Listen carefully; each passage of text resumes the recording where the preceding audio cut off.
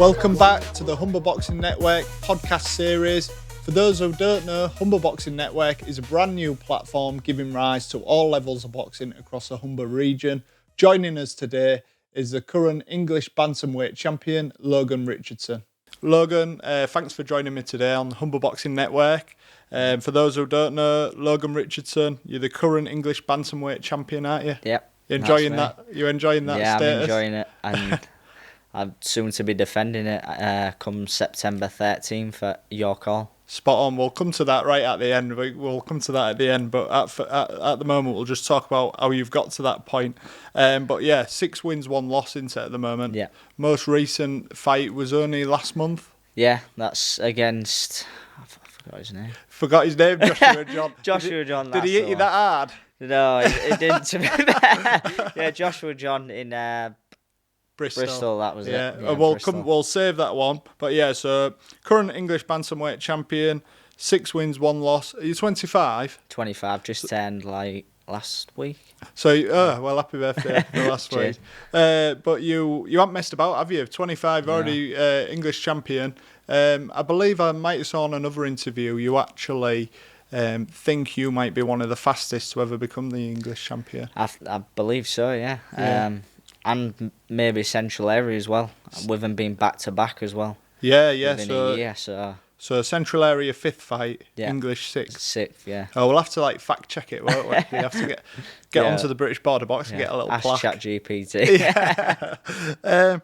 So Logan, first off, I like to do it with every boxer I get in, no matter if they've had 160 fights or 7 fights. How did you get started? How did you get into boxing? Well, believe it or not, I just come across it by chance, really. I went to knock on my mate to see if he was coming out to go on skate park when I was about 12, 13. And I said, are you coming out? He said, no, I'm going boxing training, but you're welcome to come along with me if you want. I said, do you know what? I will do, I'll give it a go. So I went with him. And went training, I seen all the older lads in the ring sparring. I thought, you know what, I want to do that. I want to get in there and give it a go. So I went to the coach and I asked, what have I got to do to get to that point where I'm going to be fighting? He said, well, just keep turning up each day, keep training, working hard, and eventually we'll get you in there when you're ready. So I just kept turning up until I got to that point when I was in the ring sparring, and then the moment I was in there, I loved it. Because from being a young kid, me and Louis, we always had some little BBE gloves that was paper thin, and we'd be on the carpet just smashing 10 bells out of each other. I'd always come out of it with a bust nose or whatever, or roaring. But I always loved... Because he's a bit older than you, yeah, isn't I think Louis is 29 now. 29? I think so, yeah. So he's bullying you then? Yeah, well, you don't know more. So what gym was that at then? The first that was at Westall Boxing Academy. Westall. So who was the trainers there then? It was Graham Beedham, Jess Beedham, Steph and Lyndon. Oh, right, yeah. And Dave Grantley. Oh, brilliant. And then did you stay there for a bit then? Yeah, so starting off, it was Dave Grantley did the kids. So I started off with Dave, and then till I built up to the point, and then Jess, Graham, Steph and Lyndon took me on, and they'd take us all out sparring and whatnot. And yeah, if it wasn't for them, really, I wouldn't be here. There's still boxing today. Brilliant. And so in terms of, that's how we got into boxing, but did you have quite an illustrious amateur career then? No, believe it or not, he had 12 fights and 4 wins. I was at a weight for my age that I was quite light to begin with, so I struggled to get fights around the same sort of experience as me. So for Westall, I believe it was my 4th or 5th fight. I was fighting people who had 20 odd. Wow. And 30, 40s. But that grew me as a fighter and moved me on a lot quicker than what my record said. Yeah, you must have had balls of steel, even just being that, when you was a young kid, to even think, oh, do you know what, I don't care if you've had 30, 40 fights, I'm going to go toe-to-toe with you now. I don't care if you weigh, a lot more than me as well. Yeah, well, for boxing, it's all about the art, really. If you ain't got it in there, then give it up, because when you're in them long fights, 10-round fights, 12-round fights, and it's getting hard, that will be tested. The first thing to go will be your mind, and you'll think, what am I doing? Why am I here? You've got to have that art in you. that bit of dog to bite down and give it a go. And that, when we come on to your fights and your most recent ones, you've definitely got a bit of that in you, haven't you? So 12 amateur fights. Did you go well without even winning then, or did you win quite early doors? And No, I believe I went. I think I lost my first 6. Wow. My first 6 amateurs, and then I sort of got the knack of it a little bit and won a few, and then I was on the back end of some bad decisions as well, but that's amateur boxing, and you see it in pros today. But. Yeah. So turning professional then, how old was you? When did you decide to turn professional? How old? I might have been 21 or 22. So quite early just just a pro. after COVID.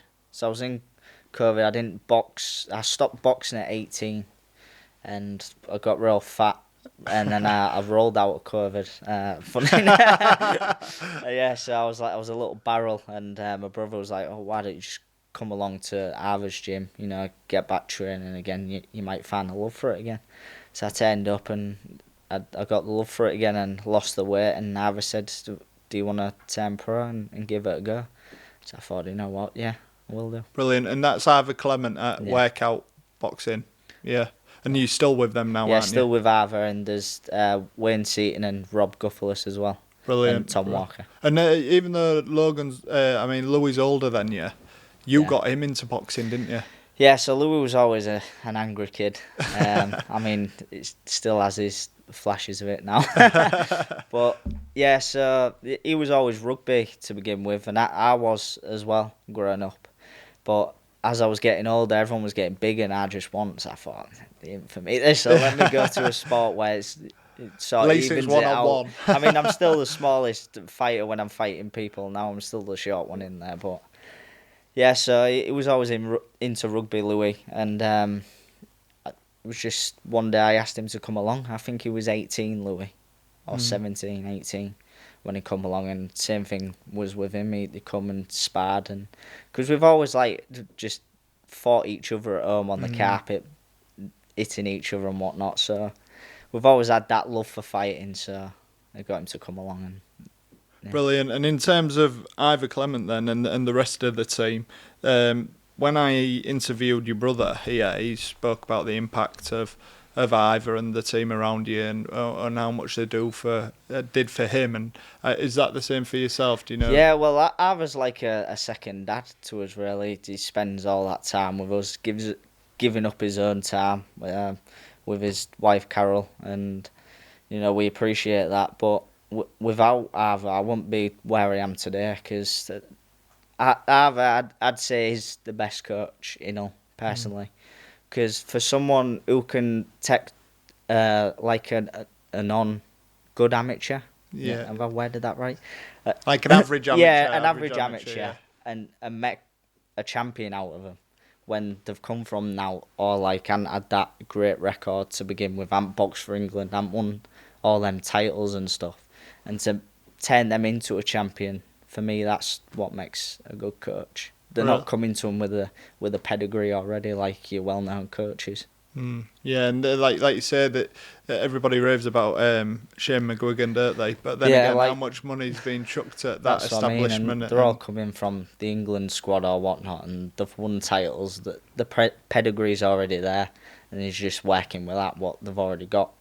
But I just love to fight. I didn't have no skills or out like that or ability. And he gave me him, yeah. Obviously, surrounded by a great team. We'll come to that. Obviously, it must be working, because otherwise you won't be winning, would you? That's it. So in terms of your first professional fight then, well, going back to my previous question, why did you actually decide to turn pro then? It was just because you've had that break? Yeah, well, I had that break, and I got the love for it back, and I thought, do you know what, I've give up all these years as a kid, turning up to the gym, fighting. I'll never get that time back, and whilst I'm young, I want to give it a good shot. And I thought later down the line, when I'm older, I'm telling people about it, I can say, do you know what, I give that a good go, I give it my best shot, instead of saying, do you know what, I wish I did that. I can say I did it. That's it. We're only here once, aren't we? That's it. So you turned professional. Your debut was against Jake Pollard. Yeah. He wasn't a seasoned journeyman or anything like that. He hadn't had tons of fights under his belt. Had a decent amount, but he was no 400 times out in the away corner. He was still very much like a game opponent, wasn't he? You fought him at City Hall back in I think 2021 was it? Yeah, after COVID. But he came and had a go, didn't he? Yeah, he did. Well, majority of my opponents, as we'll probably move on to, they've all come and had a go because they see the young face, the small in stature, and I think, you know what, I fancy this one. I'm going to give it a go. Yeah. So it sometimes plays in your favour because they open up and they're throwing the shots instead of just covering them up and you chasing them around the ring. You've got an actual live fight. Yeah. So. Well, that was actually going to... We'll come on to it now, seeing as though you brought it up, but one of my questions was going to be, every single fight... I've watched all your fights recently in the lead up to this. The first four, when you're fighting at City Hall, they're absolutely crackers, all four of them, to be honest. And you think, when you look at other young boxers, prospects just starting out, they'll fight these journeymen, 100 fights, 100 losses. The journeyman comes, he's covering up literally like you can't even see any other body part. It's just his fists. You've had these game opponents, like you just said. Do you honestly think then the reason why they come so game is they see a youngish-looking kid, small kid? Definitely. And all those fights helped build me on the path where I've sort of on for the titles, and each fight, step by step, led me to that point. And I had to overcome something in each fight different. Like my debut against Jake Pollard, I actually fractured my elbow, I believe, in the first or second round. Oh, you're joking. So I went southpaw for the rest of it, so I could use me right hand as a jab because it was me jab hand what I'd fractured. Wow. But it's so mad, that was something I had to overcome in my debut, and pull through it. Yeah, but that's mad, isn't it? Because me sat home watching it the other day, I wouldn't have even noticed. Yeah. But like you say, do you think would you change them first four fights for anything else then? Because by the sounds of it, they've really prepared you. No, because like I say, it's sort of fast tracked me in a way to the titles. It's because they've come and had a go. I've sort of been there and tested in a way instead of just chasing someone about the ring and trying to create openings and just eating like a bag with the crowd, essentially. And from my opinion, from a commercial point of view as well, do you know your supporters they spend a lot of money supporting you, don't they? The tickets aren't cheap. You're looking minimum £50 now. It's a lot of money. Yeah. Especially when you can go to the football or cinema or whatever, for half the amount. Well, maybe not football anymore, but it's a lot of money, isn't it? So they don't want to be coming and watching you just go through the motions. You're almost like scamming them, aren't you? Yeah, that's it. Whereas if you're in these tough first four fights, people are thinking, bloody hell, I enjoyed that. I'm going to come watch them again. Yeah, that's it. You want people to enjoy the fights. And So in terms of Jake Pollard then, it was your first ever fight, wasn't it, professionally? Yeah. How was that, like the build-up, the selling the tickets, the actual going into fight camp mode, dealing with the British Boxing Board, getting your medical sorted out? How was it? Was it a bit overwhelming? Was it easy? Was it? It was all a bit crazy, to be honest, because I've not experienced none of that before. But in terms of nerves and stuff, I'm all right on fight day for them. And I don't really get too nervous because you've been there before, and it's you're just going through the motions. You just try and black out the crowd and just focus on the fight, and don't fight the occasion. Just fight the fight. Yeah. So whether you're having a fight, whether it's a 4-rounder or a 12-rounder for a major title, it's just fight that fight, not the occasion. Yeah, spot on. So in terms of the actual, like you say, tickets, sparring camp, media duties, if there was any. Yeah. Is there a bit which caught you off guard a bit? You thought, God, I don't like doing that. It's definitely the ticket selling. So, which is probably ends the reason why I've took these away fights, and because it's easier. You know, because you get all the excuses in the book when you're selling tickets, and it's always like a week out or whatever. They go, "Oh, sorry, something's come up. I'm on holiday that week," or you wear them all. And people don't realise, if you don't do tickets, you don't box, do you? That's it. It's not all mad money, No. 30 grand around Yeah, bouts. it's not like how it used to. I mean, years ago, the promoter used to do it all, and the fighters just fought. Paid, but now it's the fighters do a lot of it. So that's definitely, is that the bit you'd really dislike then? I reckon every fighter who has to sell tickets would say it's definitely. The thing is though, you're that entertaining and your fight's been that good, and we're going to come on to them, aren't we? But you then start selling yourself, don't you? The tickets start selling themselves, I mean, because people think, God, I want to watch him knock somebody out again, or he's going to be in a tough fight. And then my dad's always said, so half of them end up buying tickets because they want to see you get beat eventually. Yeah, and that's it. So as you grow, it hopefully will become easier for you.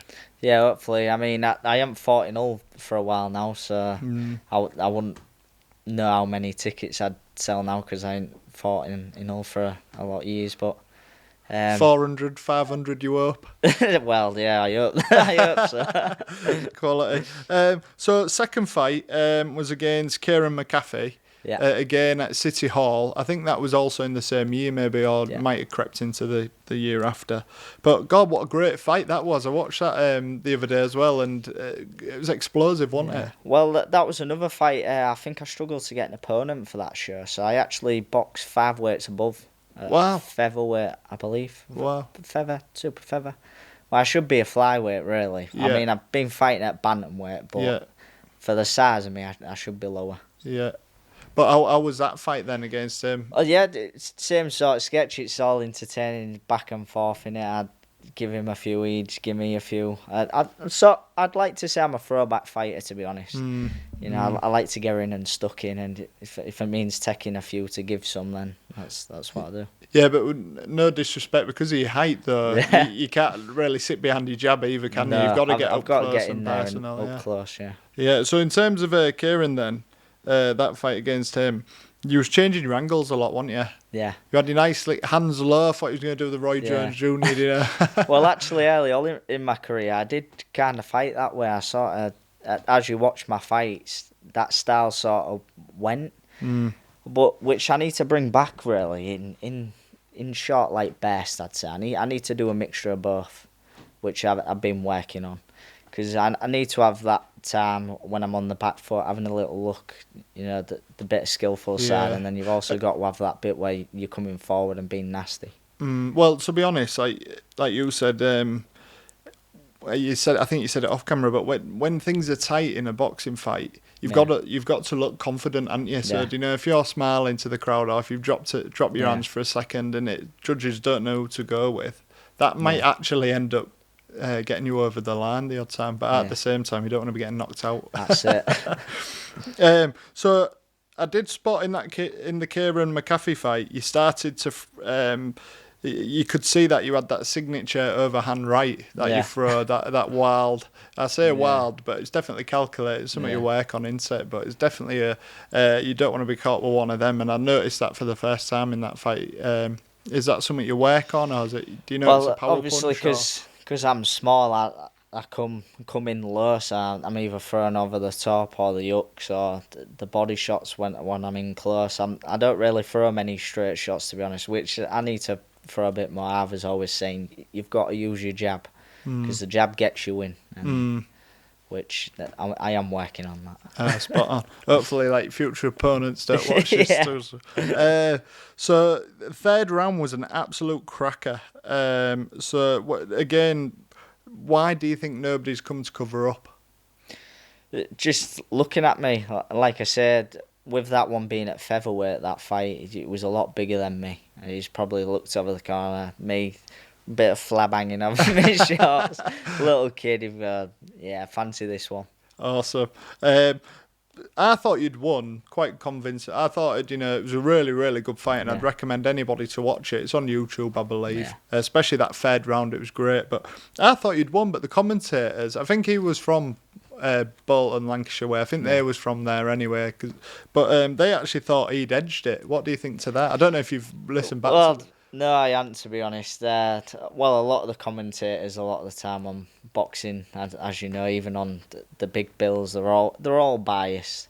There's very few what are. I mean, Sonny Edwards, he tends to be real and speak on actually what he's seeing, but a lot of them just Well, biased. he got slated, didn't he? Because Yeah. didn't he call somebody out for drug? He Yeah, said that it must him who be. beat Galal Yafai, wasn't it? Yeah, and he Yeah, said, that God, he Matt. must be on something here, and he got slated on social, Yeah. and now he's been actually found to have been on something, Yeah, hasn't he? Yeah. that's it. Yeah, so it doesn't bother you then what they No, say. no. They Yeah, can like get I say, it's lost. the fight. Yeah, At the end of the day, it doesn't matter what they're saying on the other side. sorted. So, in terms of your third fight, moving on again, you was very lucky because you got four fights all at home, didn't you? Yeah. City Hall. So your fourth fight was Mikey Young. It was the first 6 round of your career. Yeah. Obviously, like you said, you're building up constantly to eventually be fighting for titles, which you've gone and done. But first 6 round of your career, how did you prepare? Was there anything different or? No, Arthur's always said to me that'd be a 10, 12 round fighter because the later the rounds go on, I'd warm into it more. I'd say I start quite slow early on, and I warm into it, and I get stronger as the rounds go on. So as people start tiring, I'm getting stronger in them later rounds. So it wasn't any different really. Oh, spot on. How did you feel the fight went against Mikey Young? Yeah, I thought it was good. He was quite a slick boxer, was Mikey, movement and stuff. But yeah, took the front foot a bit more, I'd say, in that fight. Kind of chased him around and threw the shots and beat him up. Yeah. Well, to be honest, I noticed you was switch hitting in that fight. You Yeah. was using both styles, wasn't it? One this time because you had a No, fractured not elbow, this just time. because was you just giving it a go? Because I've noticed you haven't really. You do switch every so often, but not as Yeah. much as in that I fight. know I need to be doing more of it. Like I say, Arthurs wants me to get that part of my fighting back instead of being a one-trick pony and start incorporating it all.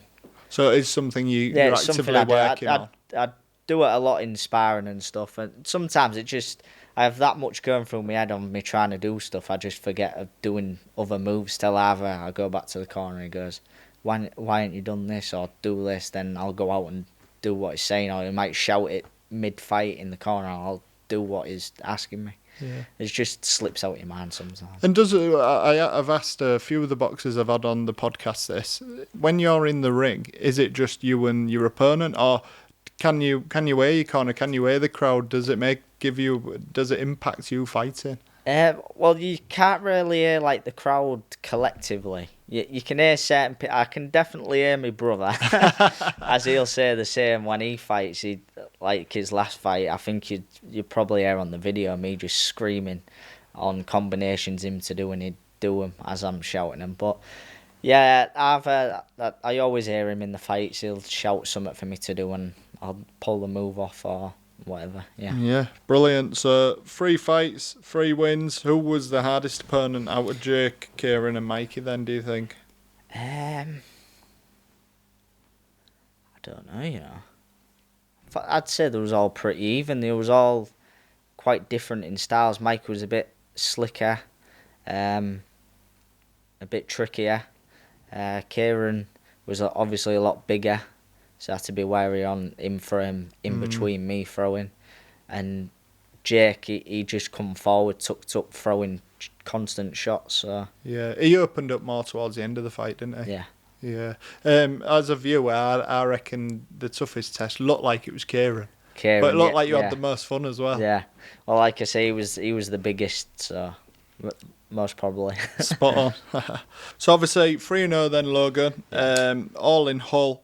Things are starting to ramp up. But in terms of the outside the ring stuff, how was you supporting yourself? Was you a full-time pro at 3-0? Was you having to work? So I've always worked alongside boxing full time. So I'll go to work and then I'll go training on the night. Yeah. And how do you cope? How do you manage it?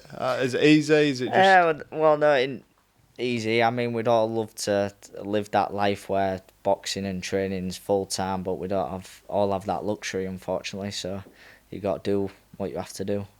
Does it help that you're actually in love with the sport. You know, if you've had a crap day at work, you're absolutely knackered. You think, well, this is mad. I want to be here, kind of thing. That's it. Well, sometimes them days when you really don't feel like it, and you think, I really can't be asked to go.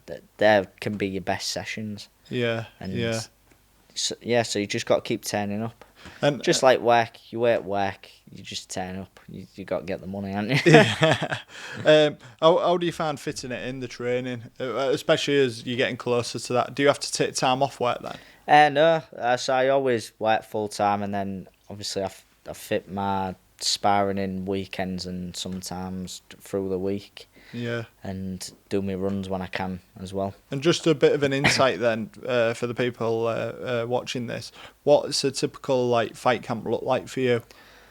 Yeah, so 3 times a week we got like circuit training. I can see the fear going through your body. Yeah, I don't want to read circuit that. training, and then Tuesdays and Thursdays, if I aren't doing like a pads and bag session, then it'll be sparring. Or he'll take us out to running track or Brantingham Hill, like sprints and stuff like that, and then do sparring and runs on a weekend as well. Do you have tons of sparring, or not as much as people think? Well, I'd say the last training camp I definitely did. Well, I'd say maybe all of them. I think I was turning more towards he wants me to do the pads and stuff now. Yeah. And tone the sparring down as much because. We did more sparring because that's like what I wanted to do, and essentially I'd get fit while sparring and build up to that point. But he wants me to get fit and doing what he wants me to do, and then take me into sparring. Yeah, because what I've realised is, and especially speaking to other pros and stuff like that, is there's a misconception, especially with amateurs or white collar fighters or just fans, that you have to have sparring all the time, tons of sparring. Actually, the more elite you go, you're actually meant to reduce your sparring a bit, aren't you? Because you're taking these super blows constantly. Yeah, that's it. Sparring really is just to practice what you've been working on in the gym and certain moves and getting them off in the timing really and the sharpness. The rest is just, the key is fitness. If you're not fit, you won't do any of the moves that you practice. Or the combinations, the footwork drills. If you're not fit, none of that will come.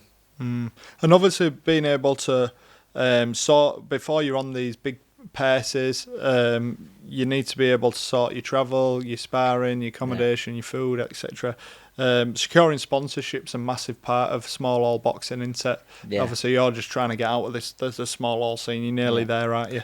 But securing sponsorship, how do you find doing that? Is that a hard work? Does it come in that ticket selling category for yourself? It definitely is an hard thing because no one likes asking for money. No one likes to go to a company. Will you give me X, Y, Z amount, and this is what it's for? Everyone hates asking for money.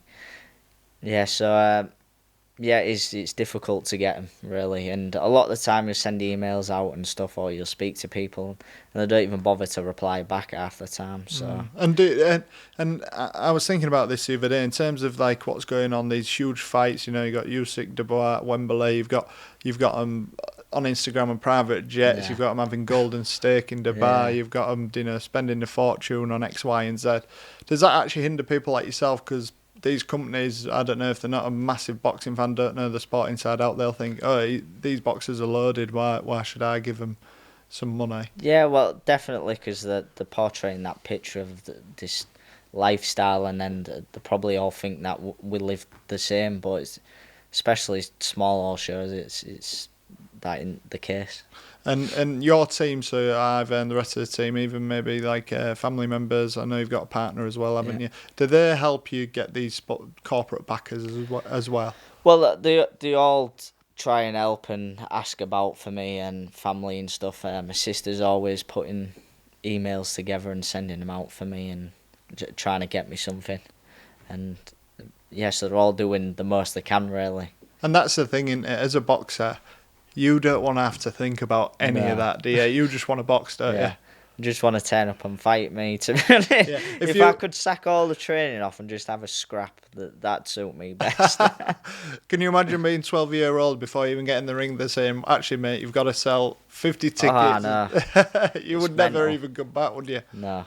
But yeah, you just want to have a fight. Yeah, that's me. Was you fighting a lot? Did you ever have a couple of fights at school or out like that? Or funny enough, no, never, to be honest. Just more that sporting, because I find that a lot of boxers, they're not bullies, are they? No. They're the complete opposite, actually. Yeah, they hate bullying. I always did. If I ever saw anyone in school who was bullying, I'd be the first to tell them. Yeah. Pack that in. So no street fights, no going to watch a football. No, I mean, don't get me wrong. I've been in a couple of street fights. Not that I've gone looking for. Yeah.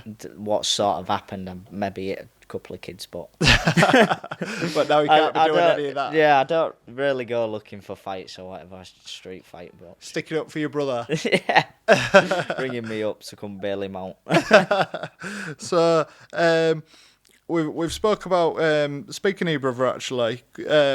You are Hull's boxing brothers at the moment, aren't you? I don't know if the city's ever had two boxing brothers at the same time. I don't think they have.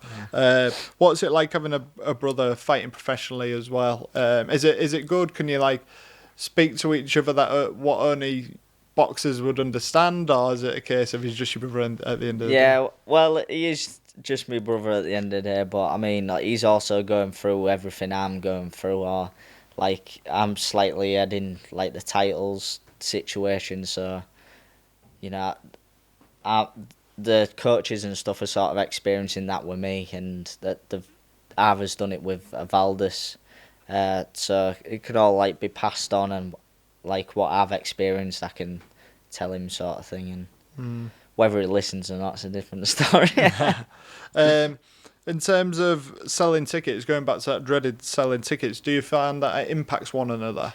Because if you two are both fighting, you will accidentally have a similar amount, similar spot. Well, that's it. So, obviously, if both of us was to fight on the same show, a lot of us have the same family, so you've got to split up half and half, really. So, right, wow. You're sort of taking tickets off each other. So we try and fight not on the same shows if we could, but because there haven't been many shows in all, the ones that have been here, you've had to sort of jump at. Yeah, so have you both fought on the same show before that? We was both meant to make our debut together, but Louis' opponent, I believe, sustained an injury or he got stopped, so which was like the week before the fight. So they couldn't get an opponent in time, so we missed out on that, really. Having our debut together. Have you fought together on the same one since? Yeah, we have done, yeah. I believe so, yeah. So was it a case of whoever fought first then goes and watch either one? Yeah, that's it. Yeah, spot on. So, in terms of your brother then, when he was on here, I asked him how he thinks you will do. How do you think he'll do? What do you think he can achieve in the game? He could definitely achieve a title. I'd like to say it'd get to English. Whether he believes that himself, but I definitely think he will. Yeah. He's definitely got the work and determination to do it. So as long as he keeps working hard and keeps chipping away, that opportunity will come at some point, and he'll bite the hand off for the opportunity. And to be honest, though, as you're improving and fighting for these titles, he's then got the perfect campmate, hasn't he? Yeah, that's it. And have you found that's been working? Have you been bringing him on? He probably won't like, because he's the older brother, isn't he? Yeah. But do you find that now you're able to bring him on and give him pointers? Yeah, well, we both do the same with each other, to be honest, and we both share rounds together, sparring. Ava don't really like us sparring because after about 6 rounds in, Louis starts losing it a bit and starts loading up, and then I'll start loading up, and he's like, right, do you know what, that's it, gear off. Class. Yeah. That's awesome. So going back to your fights then, so your 4th fight, this was your 4th and final fight in Hull, and Hull City Hall, was against Nabil Ahmed. How did you find that fight? Was it a case of it being a bit of a tune-up at this point? You just needed to stay active and ready to launch onto something bigger, or was you not aware of something bigger at the time? Well, before that fight, there was talks of the Central Area fight with Jake Harrison happening once he'd won it, because obviously he's a Steve Woods fighter, VIP. and they was gonna look for an opponent, obviously for a step up for him, and for a title defence in his city. But yeah, Nabil, he wasn't actually meant to be my opponent for that show. I don't think he was a last minute replacement. So we ended up getting him, and what a corker of a fight it was. I'd probably say that was my hardest leading up. Oh, really? Up to the title fights, and that stood me in good stead for the Jake Harrison fight. Yeah, isn't that strange? Like as a spectator watching it, because that seemed like you were just going through the motions. Yeah, he came game like all the others, but it just seemed like by that point you're going through the motions.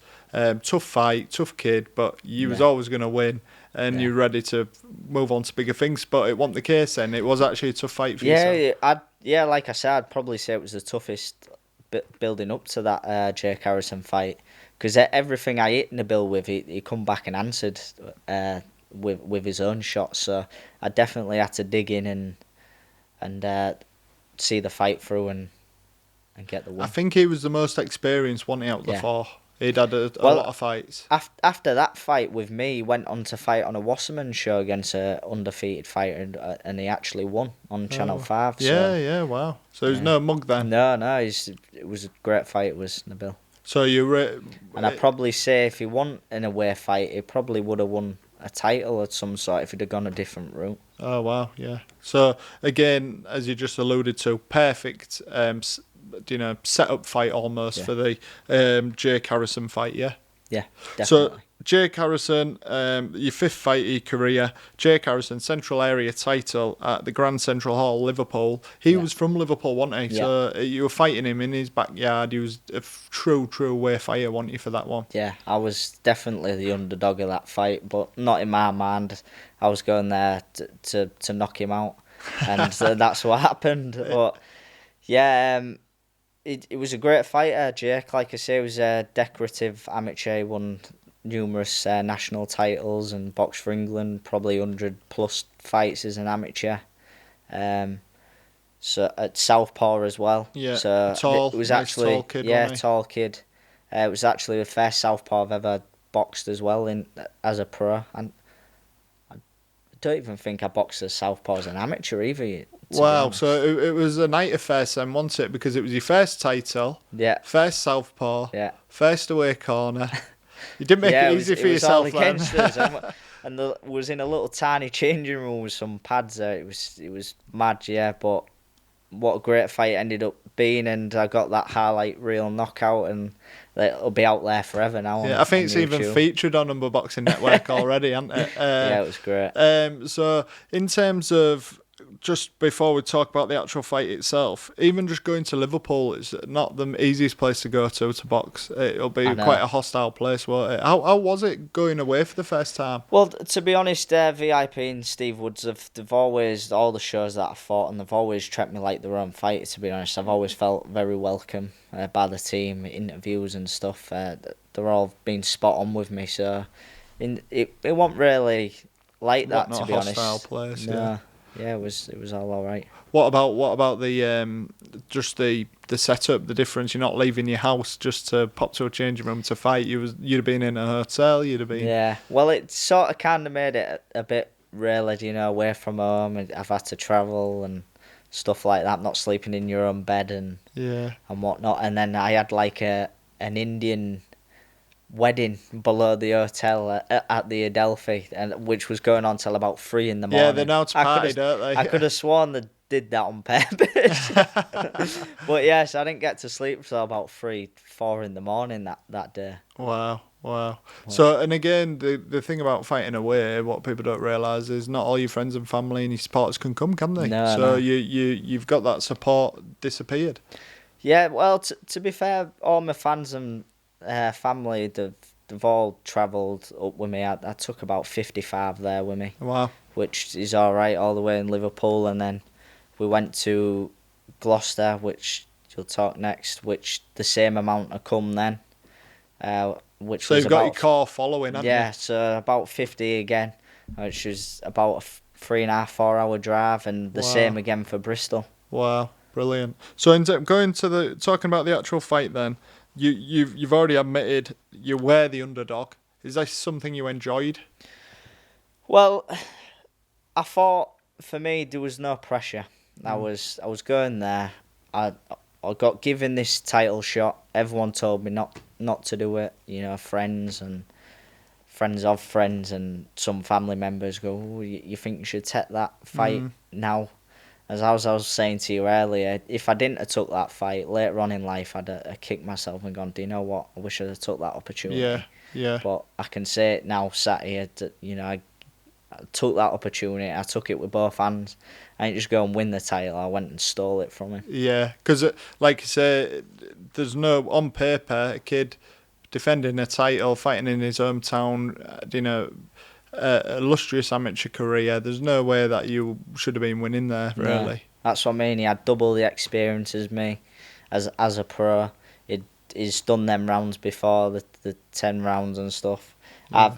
I've not actually had a stoppage on my record till that point, and he'd had like 3, I believe, on his record. He'd had a couple of stoppages, and he was 8-0, so he'd literally won double the amount of fights you've double, had. Yeah. How did you find the fight? It was all right, to be honest. I just knew southpaw. He was long, bigger than me.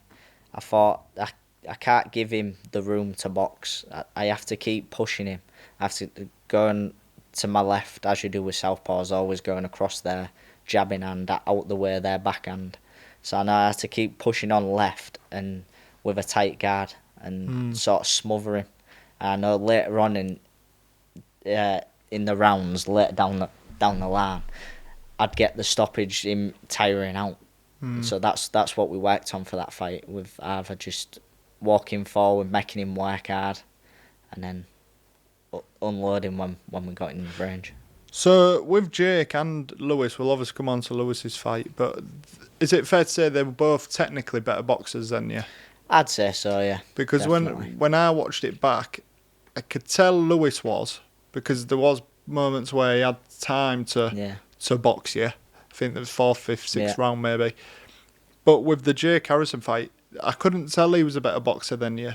But I assume that's because the game plan worked so well that you were so up close and personal that he didn't have a chance to box at all. Like I say, the game plan was just don't give him the room to jab and move, really. I had to just keep smothering him and make him work at pace he was uncomfortable at. Yeah. And you dropped him in the 4th round. I think it was a body shot, was it? No, right hook. Was it right hook? Overhand right. Oh, right, the signature, the signature. Is that your Ivan, yeah? Yeah, the Ivan shot. Did you smell blood from that point? Did you think, hang on a minute, I've got you now? Yeah, so once he dropped, and I'd gone across to the corner, you always look over to your corner, as Ava says. Always, if they go down, look at me, and he'll go, that, but be wary. And so that's what he did. Go on, but put the brakes on and have a little look, then go. Yeah. So that's what we did, and I just kept on throwing till the bell went. Yeah, brilliant.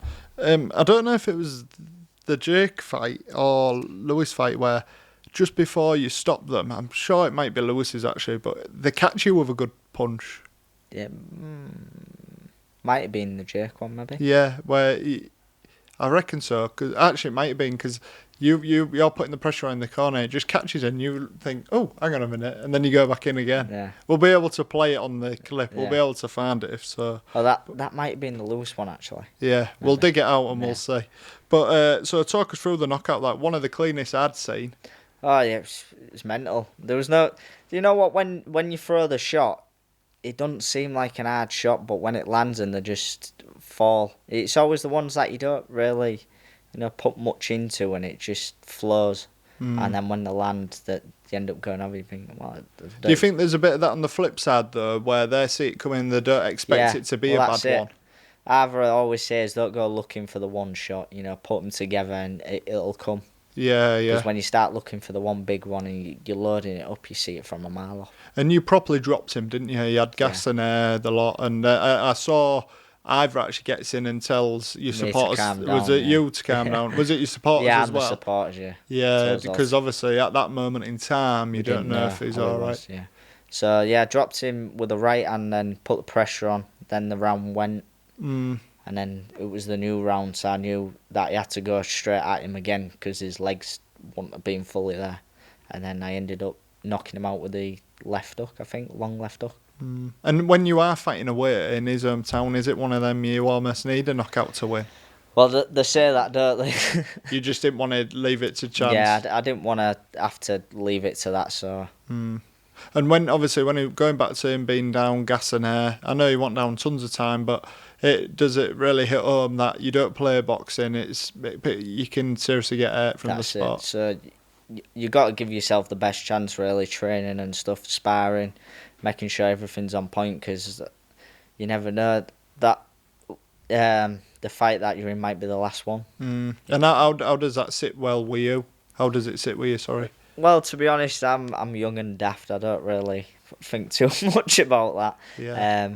I just get in there because I like to fight. I don't think of the What about your partner? Really. What does she have to say? Oh yeah, she hates it. Yeah. Hates watching me. Yeah. Yeah, it's just because obviously when my dad boxed, my mum she used to sit outside say it was in City Hall. She'd be in the foyer. She wouldn't watch it either. She loves boxing as a whole and likes watching it on TV and that. But at the moment, it's me. She can't watch. Nah. But she's just got to get used to it. That's it. So, right, Jake Harrison win. The win against Jake Harrison, securing that Central Area title, opened you up for a shot at the English title against Lewis Roberts. Yeah. He was 11-0 at the time. Was you aware that would be the natural progression? Or... No, I didn't think it had really come that soon, to be honest. I thought I'd maybe defend the Central Area at home and a couple of times or whatever and then go on for it. But when it come up, the chance, like I say, when you get them chances, you got to take them because they never might not come again. So yeah. The before we come on to the fight, the bout was rescheduled multiple times, wasn't it? Yeah, so it pulled out twice, I believe. It was the third time that it got on, and it was like within a week or two out. So I'm trying to cut my weight to get down to fight weight, making my check weigh-ins, and then a week or two, Ivor would ring me up and he goes, "Are you sat down?" I go, "Oh, you're joking." And it'd be off again. Yeah. And people, again, going back to the money side of things, you'd have been paying for sparring, you'd have been, even daft. I know it's only like little amounts, but it adds stuff, up, doesn't it? Yeah. So it kept getting called off a week before, yeah? Yeah, so I just remained in the gym, just kept training and building up to the point when it was going to be on. Yeah. And knowing like he sustained an injury in one of the times and then he had like a cold or something at the other time. Wow. So I knew that he wouldn't have been training with the injury, so I just kept in the gym. And did that help grow your confidence a bit? Definitely, as well? and I kind of took the fight a little bit personal. Yeah. I mean, you'll probably see in the YouTube videos I'm chuntering away, shouting at him in the corner and whatnot. But and you only ended up fighting the once in 2024 because you fought Jake, and then I think you were meant to fight Lewis. Was it about October, November time? Yeah. But you didn't obviously fight. Yeah, so it was a year in the making to actually get on with. And was that frustrating? Yeah, it definitely was. So obviously, Ivor was saying to me, "Look, we can have a tune-up fight and get you out and whatnot." So I thought, well, what's the point if I go out there for 4 or 6 rounds just to beat someone up? You know, I want to be in them title fights, so I just held on and put everything into that one fight. And like you say, because the previous fight was a proper fight. Yeah. Every fight's a proper fight, but that was a proper fight. Yeah. It might have actually hindered you going back to like a tune-up style fight, mightn't you? That's what I mean, and them tune-up fights can be banana skins, you know. Yeah, definitely. Might get the wrong opponent or whatever, and because I've been in the gym training for a 10-round fight. If I go for a 4 or 6 rounder, and you've got to start quicker, and it might be in a banana skin and come unstuck. Yeah. So in terms of the multiple rescheduling reasons, etc., did you get a sense that he didn't want to fight you? Well, I did at some point, yeah, because I thought, well, why is he picking me as a voluntary defence? I thought it don't make sense, but I thought, because I was undefeated, I was Central Area champion, I thought it's a step up for him as well, because I'd looked at his record, I thought, well, he's sort of had hand-picked opponents in a sense. Obviously, he's been a decorative amateur, and he's fought at a good level there. But in terms of pro, his fights were sort of hand-picked as well. So there was only one fight really, that Ben Lilly where he won the Commonwealth silver or the English, and he tested him and put him down on the canvas a few times. So I'll have to watch that one. But I did notice that actually his record probably wasn't as good as yours. Yeah. He did it, like I say, he did go into the fight 11-0. I did notice when he walked into the ring, obviously he comes with his mariachi band, doesn't he? But he did look nervous. He looked scared, to be honest. Yeah. Did you get that sense? Or? Yeah, well, from the old point of the weigh-in, he looked terrible at the weigh-in. He had his girlfriend hand feeding him jelly babies and stuff. I don't all know if it was like an act or whatever, and sleeping in his car. And I thought, well, Jesus, you look bad. Wow. But yeah, you didn't know if he was just trying. Yeah, I don't. But because then weaker. on the night when he was actually in the ring, he was strong and he was fit, so he wasn't fatigued about. So I don't know if he did it on purpose or whatnot, but. Alex Ferguson mind games going on. So the fight finally got scheduled. This was back in March this year, wasn't it? Yeah. So we're not talking ages ago. You had to go out of town to Gloucester again. So you was out of town. You've been Liverpool, Gloucester. How did you find having to go on the road again for a major fight? I just thought it's same sketch as the last one. Coming off a good win in the away corner, to just go and do it again. I mean, all the family and friends was moaning. What, can you get any bloody further away? Actually, I can. Like this next one. Yeah, I've gone an extra hour away to London. So brilliant. As the away fighter, he came out first to loads of boos, didn't you? Yeah. He keeps you waiting for ages, doesn't he? Even the commentators mention it. Waiting for ages, yeah. You just stood in the ring for ages. I stood in the ring just looking over and just locking eyes. I didn't take my eyes off him to the old moment he was stood opposite me. Wow. So I thought I had breaking eye contact with you. I'm letting you know, you pissed me off. Cancelling the fight bloody twice, and this is third time on. I'm here to hurt you. Yeah, because again, talk about finances.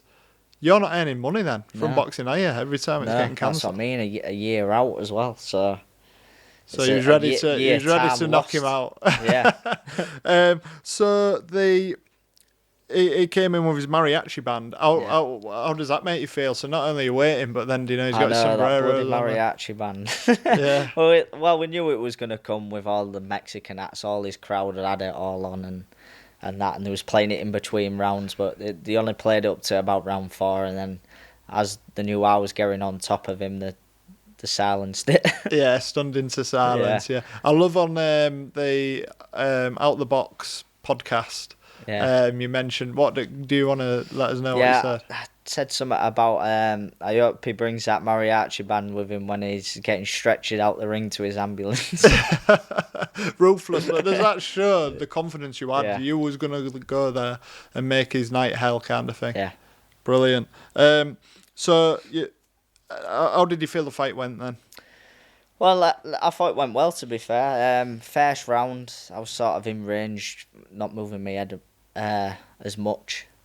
Was it first round it went down, or second? I think it might have been second. Second, yeah. So first round, sort of like, right, it's a fight now. I went back to the ring, and the corner, and I went, right, you're in a fight here. Let's switch on. You know, start moving your head, putting your shots together. You just stood in range, taking shots. So that's what we did. Went out second round and pushed him back and started letting the combos fly. Brilliant, bro. You actually lost 2 points due to low blows, didn't you? Fought bloody 2 people in that ring that night, as people say, the ref and him. And I got warned that much about these low. I'd definitely say one was low. The first knockdown was actually in his solar plexus when he was lent on the ropes, but because of the angle of him and his shorts. But if you watch it back, you'll see. But Yeah, and then I kept getting warned about it. And he said, if I tell you one more time, you'll be disqualified. So, and then I went back after the call, and I was saying, look, you're going to have to aim higher. There's looking for a reason to call this off. And if it went to points, I wouldn't have won. But I still went out, and I still stuck with it. I thought, he's hurting to the body. I've got to keep going there. I can't not. So I just kept throwing. So you risked it, really? Yeah. And that was on a Nielsen card, wasn't it? Was he a Nielsen fighter? Yeah. Yeah, so we're not, saying there's a corruption going on, but it's not in their interest for him to lose, was it? I'm there to make up the numbers for him to win, for him to move on to other things. He was planned on, wanted to fight for the proper Commonwealth, and the British go on. So if it is was tight, kind of looking past me. That's it. And if it is tight on points, then it could go swing back round, couldn't it? Definitely. When I watched it at the time, I'd had a couple of beers. I was sat in my living room getting real excited. I got told off by the partner for making too much noise. But I did at the time think you did one low blow, and the rest were all fine. I thought, I even put something on Facebook at the time saying, what's the ref doing, what have you. When I watched it back the other day, I thought, I had a couple of beers. Have I got this a bit wrong? Yeah. Watched it again. I was bang on the same. So I thought it was the one, and then I thought all was spot on. Yeah. So did you feel like you were getting done over a bit, really? Yeah, definitely. Like I say, I've said they was looking for a reason to call it off. So he wanted me to aim a bit higher, but I took that risk, and it paid off. And do you feel like you do run the risk of getting done over when you fight out of town? Yeah, definitely. I mean, you see it all the time on TV. We're well-known fighters all the time. It's just one of them things. So if the opportunity to fight for a big title in Hull, you'd want it, wouldn't you? Oh, definitely. Real. Yeah. So going back to what I mentioned earlier, Lewis Roberts, it's fair to say, it's technically a better boxer than you, wasn't he? Again, probably not. Over time, probably won't be, but at this point, because of his amateur experience, etc., slightly taller as well. He was a better boxer, and after the first few rounds which he survived, I felt he started to box you. So I think it might have been off the top of my head, 4th, 5th, 6th round, he was managing to box you, whereas you never allowed Jake Pollard to box, did you? You was nice up close and personal. You were taking a couple of shots. Did the advice from either in your corner change as the fight went on? Yeah, well, definitely. As I said before, it was like you stood in range, you're not moving your head, you're just letting him pop you off with shots. We need to move the head, slip and throw, and that's what I started doing. And I knew I had to just keep letting my hands go in 5s and 6s, as you see in the fight, just constantly stepping forward, throwing left to right. Yeah, and he was like you say, every time you were getting caution with a low blow, he could have up to 5 minutes of rest, couldn't he? Which he did, to be honest, he didn't take, which he probably slipped up there, really. But you was relentless, going at him, but then he was getting a bit of respite every time, wasn't he? Talk us through the final round with him. Well, it's another highlight reel on my Instagram. That'll be there forever, that I can always look back on. But yeah, what a round!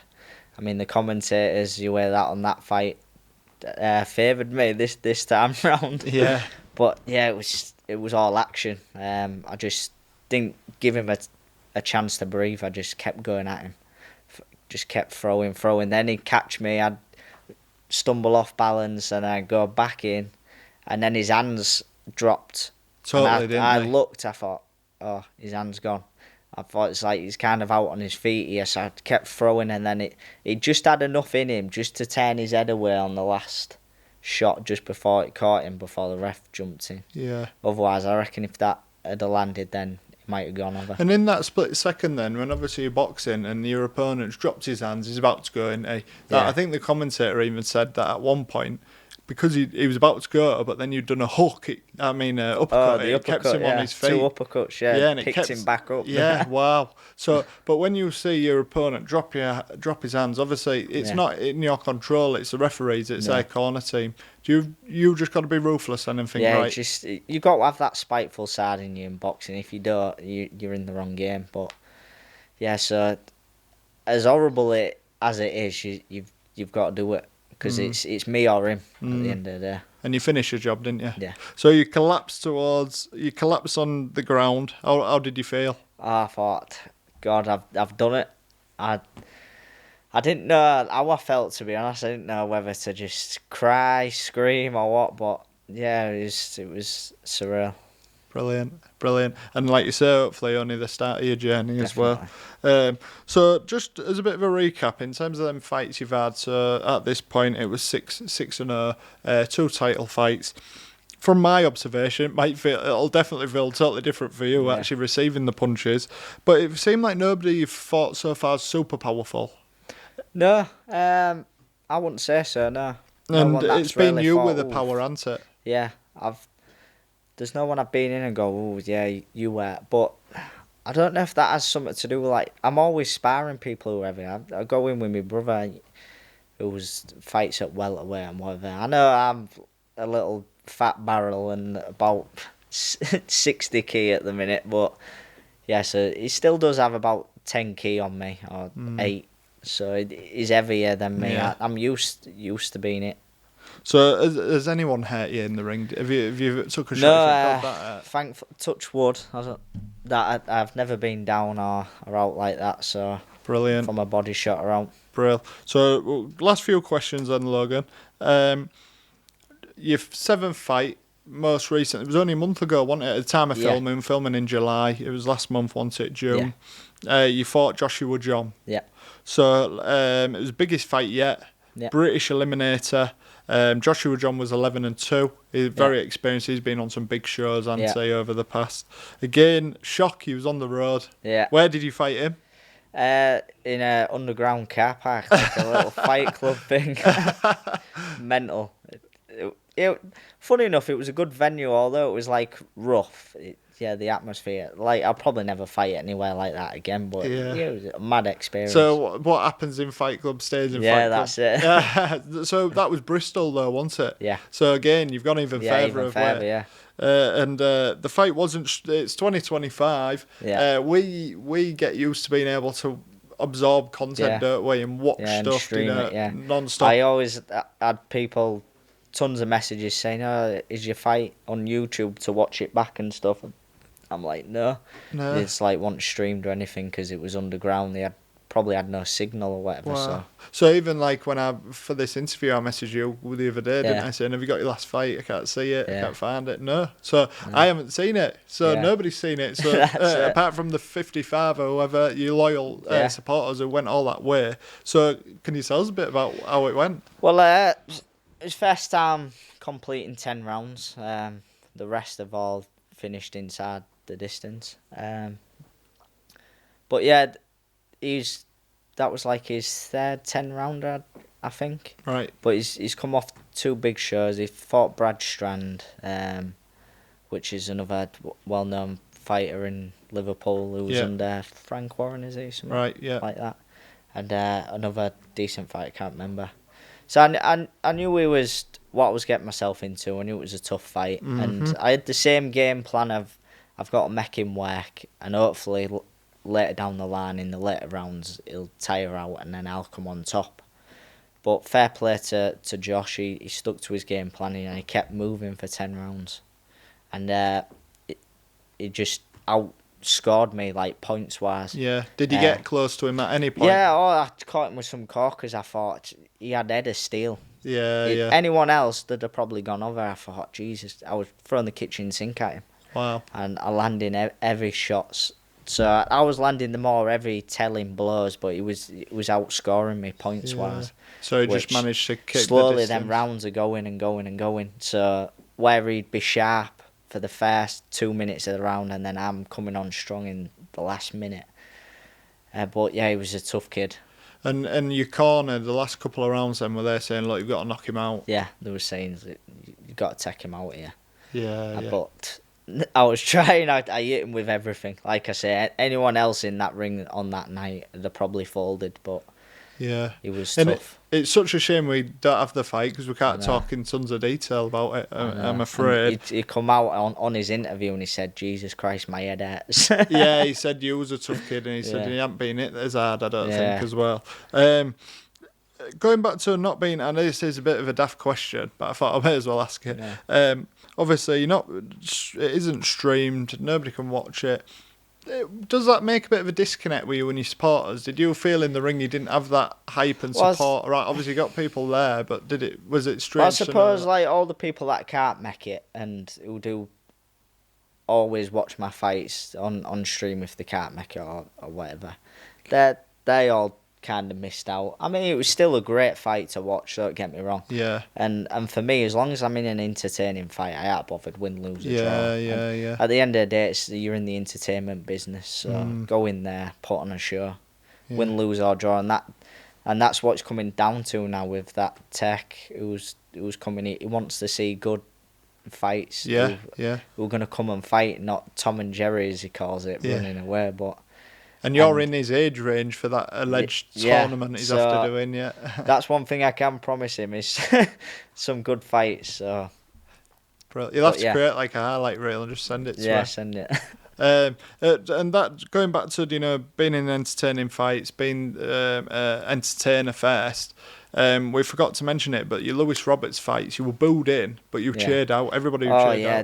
There was a load of travellers there that was for another fighter. And the support of them afterwards, all coming up asking for photos of me, all young kids and stuff, saying it was phenomenal, best fight of the night. It was great. Yeah. Brilliant. And another thing I forgot to mention about the Lewis Roberts fight, you was talking to him throughout, weren't you? Yeah. Well, that, like I was saying, in the video on YouTube, you see me just saying stuff and what were you saying? Can just you as say? he was on the floor, I was screaming at him, get up. Wow. And whatnot, yeah. Wow, and that's like you say, if you're having a bad night at the other end, at the opposite end of them punches, that's the last thing you want to be hearing, isn't it? So, in terms of Joshua John, going back to the Joshua John fight, he fought at feather and then super bantamweight, so he's two weight categories so he's above. come down, yeah. And then the only thing I could watch was a post-fight interview. He didn't have an inch of fat on him at all. He was ripped, wasn't he? He was absolutely shredded. Is dropping weight dropping weight something you've contemplated? Well, that's what I mean. So you see me on fight now, I look like I'm fresh out the boozer. A tanned up jelly baby. So. But yeah, so for this fight, I've actually got a nutrition on board for the first time, so I'm looking to do that and get down and hopefully have 6-pack for the first time. Yeah, class. You're smiling as you say that. Is it because you know that deep down you really don't want a nutritionist? It's funny because I was talking to Samir the other day, Samir Menemne, former English champion in Hull. I said I was interviewing yourself and he just wanted me to pass on this to you. He said, in his opinion, he thinks you could fight Superfly or Lightfly. Yeah. And he hopes you do because he wants you to go, drop right down, win everything and come back up. Yeah. But then he said, look, he's even going to have a word with his brother Marcy and get you banned from Yankee Land to keep you off the chicken nugget. So what have you got to say? Got to stop selling me cheesy chips and cheese bag. So what have you got to say to Samir? Stop maximising on the profits and cut me out. What have you got to say to his opinion? Yeah, well, he's probably right there, to be honest. And have you spoke about that with Ivor? Yeah, he's wanted me to fight at flyweight. Yeah. Yeah, he reckons I could do light fly as well. So he definitely does want me to come down. Because somebody like myself who's never ever boxed, I've never boxed, I'm a hypocrite, I'm having these interviews, I've never boxed myself. But it seems common sense to me that if you're knocking kids out 2 weight divisions above, what are you going to do to these poor guys 2 weight divisions below? What people keep saying to me and to get my weight down, so it's something I'm definitely looking at. I'm doing it for this title defence, so to see how the weight comes off. If it comes off easy, I'm lighter than what I need to be, then that's what I'll look to do. Brilliant. And just final couple of questions then. So, can you tell us a bit about your upcoming fight? So that's in September, isn't it? It's against a lad called Pierre Magra or something it's called. And that's it again. Nice and local. No, it's at York Hall, Bethnal Green, London, London, in the away corner again. But yeah, going to be another cracker of a fight because I believe he's a come forward fighter. So. And that is, like you say, defence into English defence, bro. And that's mandatory, that one. Yeah, so. And obviously we don't want to skip ahead because you've got a really big fight, really important fight. But have you got an eye on what you want to do after that?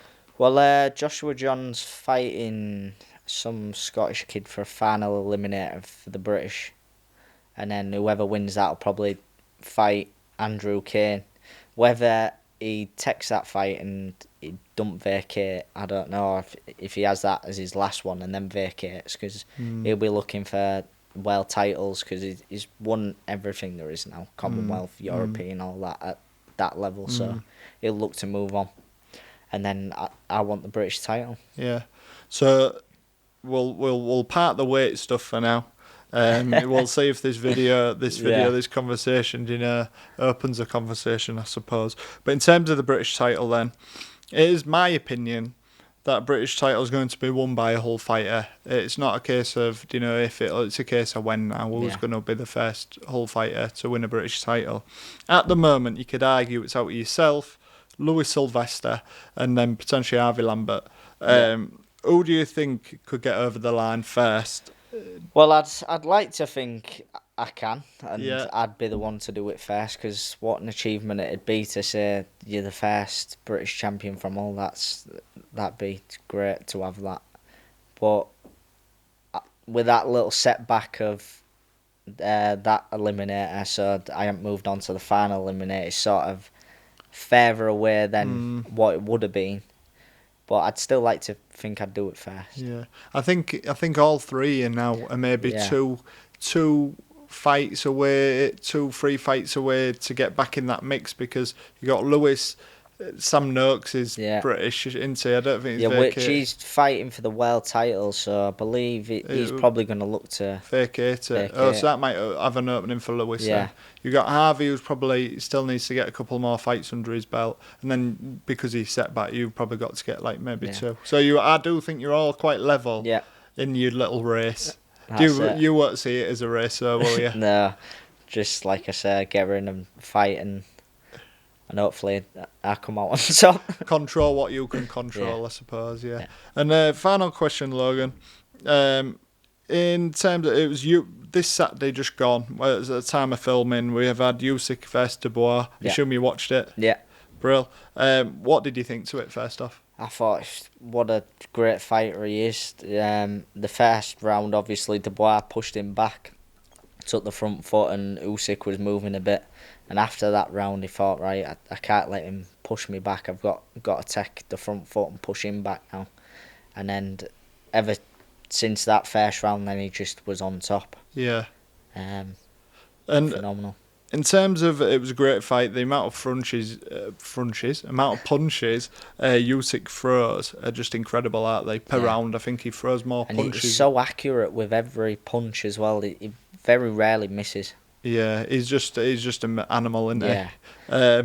But in terms of the fans' obsession with larger fighters, it's always the heavyweights, isn't it? Is that another reason why it puts you off, apart from knocking the food on the head?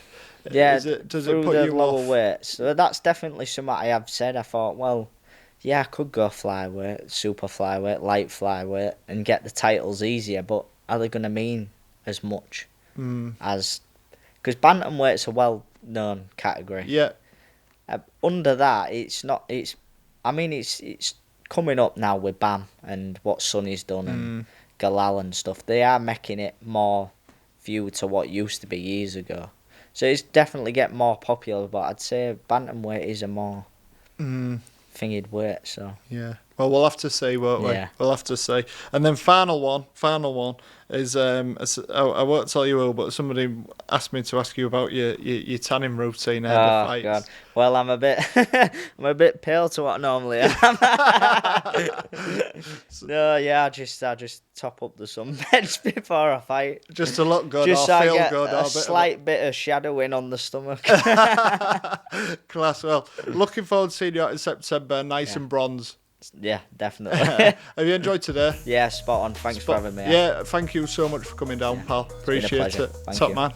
Great stuff. Cheers.